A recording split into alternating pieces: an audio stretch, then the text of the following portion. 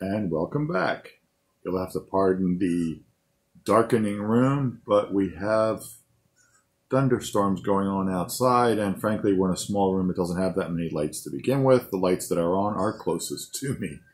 So I apologize, but it is what it is. You can see the cards. I'll bring them up to the screen, etc., etc. So anyway, welcome back to PTG Football, and I am going to show you how to do a basic running play, and we'll go from there. So for the sake of discussion, the sake of ease, we're going to have Minnesota on offense because they're right here, and Jacksonville on defense over there. So to call a run play, you would secretly, unless you're playing by yourself, of course, secretly call from these particular selections. You have a sweep, a counter, an inside, a zone block, or for receiver only, a jet sweep. So we're not going to call it jet sweep.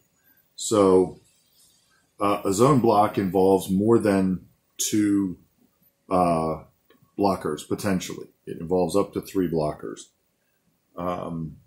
being the zone run. Okay, so for the sake of discussion, and then on the defensive side of the ball, secretly, and usually you don't use this, honestly, to play call defense, because the way that the game plays out, you really don't need this to call defense. So you have run no key, run key, or run key the quarterback. So run no key means there's more than two ball handlers or potential ball handlers on the field. It could be a quarterback and a running back, could be two running backs, whatever, and you're not quite sure. So you know he's going to run, you just don't know which one. So you say run no key, and that's a modifier to yardage. It's a -2, basically, instead of a -4 for a run play. Run key means you know that's who he's going to run.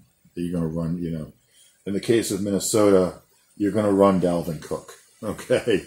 So, there's no reason with Minnesota, even if I have C.J. Ham on the field, or I flip through and I find somebody, either Alexander Madison was the backup. He's a 3 rest rate running back. He was the second most likely guy to get the ball. Or, Mike Boone was a 4.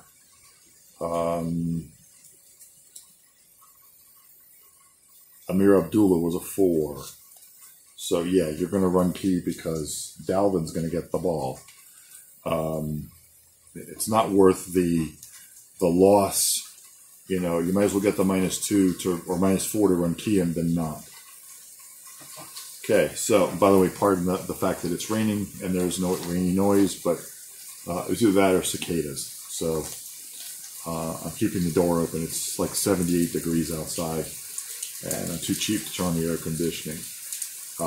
When I play this back, if it's too obnoxious, we'll do another video and you won't know there was rain ever happening. All right, so for the sake of discussion, for the sake of argument, and the fact that it's Minnesota, we're going to say it's going to be a run key, because we're going to make the defense and the offense match, and then we'll do it the other way where they don't match. So looking at their line, you got +2, +3, +2, +1, +3. You could unbalance it. So, I just laid the cards down. So in reality, Cody Dozier was the left guard. Ezra Cleveland was the right guard. So you switch them that way. So in reality, it's +2, +1, +2, +3, +3. So for the sake of argument, we're going to run inside right with Dalvin Cook, and they're going to have called a run key Cook for the sake of argument. So this is how this play would unfold. Flip the first card. Look at the run blocking battle. Find inside right. Inside right is C and H. Look over here under C and H. So you've got Doug at -4. Behind him, covering the H or middle linebacker position, is Joe Schobert, -3. So that's -7 yards. This run is screwed. 83. Look at Dalvin Cook. Look down the running and 83 is 8. So 8 minus 7, 1 yard. I'm sorry. We did run key. So minus 4.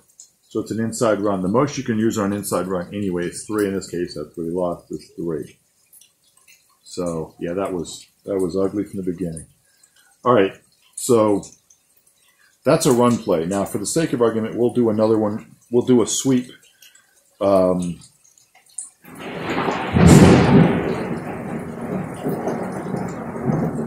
maybe I'm not supposed to call a sweep right on 2nd and 13, but just go with me, God. Sweep right, and they're going to think it's a pass because I'm in 2nd and 13. Why would you think I'm going to run again?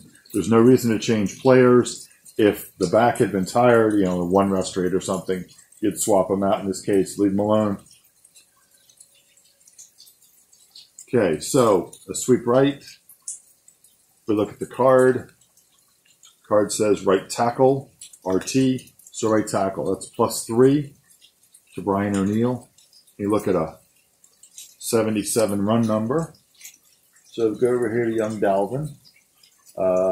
He gets 7 yards on a 75 to 80, so he gets 7 plus the 3 is 10. So he's picked up 10. Now the reason a pass defense against a run play is 0 modifier. So it's not going to hurt you a whole lot, and it's not going to help you. So that information is found in here. So pass, a run against the pass defense, nothing. Right? So run defense, correct key, wrong key, no key, the tired back, the different cover types of defenses, the different defenses, the pass defenses over there, it's blank. That's a 0. So, by the way, in the last video, I think I mentioned that a hurry was a -5. I don't have my glasses on. I looked at it after the fact. It's down here in the corner. It's actually -10 if you hurry the quarterback on his completion, incompletion, pass rush. So hurrying the quarterback is also a good thing.